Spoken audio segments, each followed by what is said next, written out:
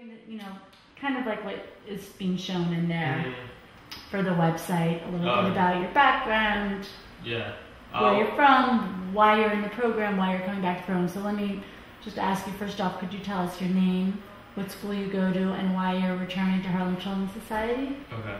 My name is Givi Basishvili.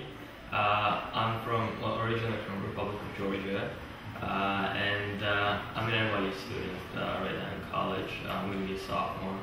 I was in the program last year in HCS in 2009, and I was matched up with a great scientist, Professor Mark Gordon, and I worked in the chemical engineering department. And I'm a biochemistry major right now, and I was always interested in science because my mom worked in genetics before that, so she exposed me to all the genes and how a cell works and how they create an organism. And chemical engineering is kind of a different story. It's the medical field, and I plan to become a heart surgeon when I'm older because of my grandmother. She died before I was born because she had 4 heart attacks before that. So I want to be a heart surgeon to save people for my grandmother. And in the program I worked with developing microbubbles, where basically we put oxygen in a really tiny bubble so that you can inject the patient in the vein, and the bubble will deliver oxygen for people who have lung failure, or especially younger children.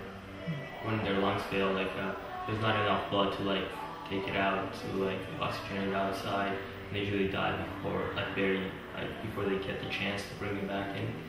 So injecting bubbles directly with it saved their lives, and our professor was very motivated. He was working with a doctor who was a pediatrician at Harvard Medical School. So he and the other guy were working together developing this drug, and they were testing it on rabbits over at Harvard Medical. And it was working. We kept a rabbit alive for about 5 minutes without its lungs.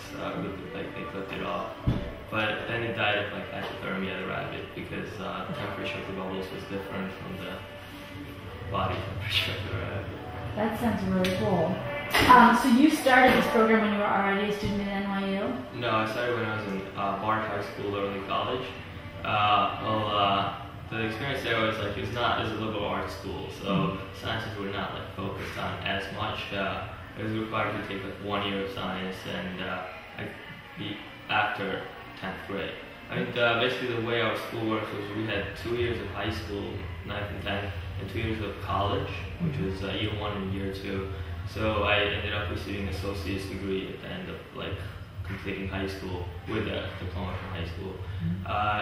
But the thing was, the focus was on liberal studies, so I did a lot of philosophy courses, ethics courses, but I was very interested in science because that's what I like to do, and I love how the body functioned, how cells interacted, how they multiplied, everything like that. So the focus was in that the students were not as motivated in science, and I wanted to get a step into real research and understand what it's actually like.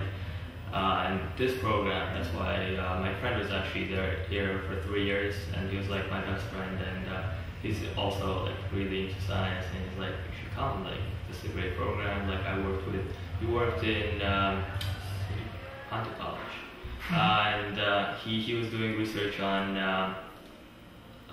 polymers, I think, for electricity, developing electrical, for saving energy, harvesting energy.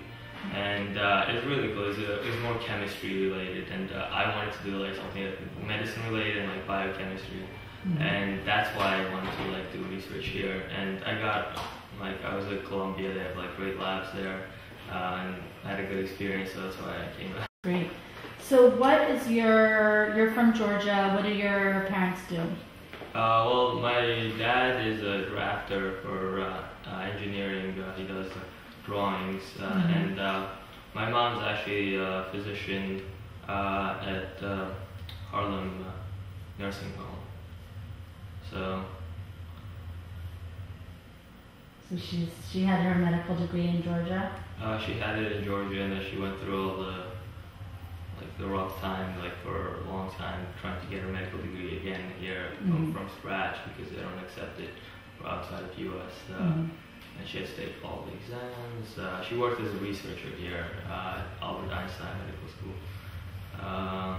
So yeah, I saw her going through the journey of becoming a doctor again. It was really tough. All the challenges, hard competition, a lot of studying, and being the mom of 2 children. I have a sister who's in senior now. If you see yourself 10 years from now, you said you wanted to be a heart surgeon, right? Yeah. Would you continue that your studies here, or would you still like to travel abroad? Oh, you mean in the United States? Yeah. Here?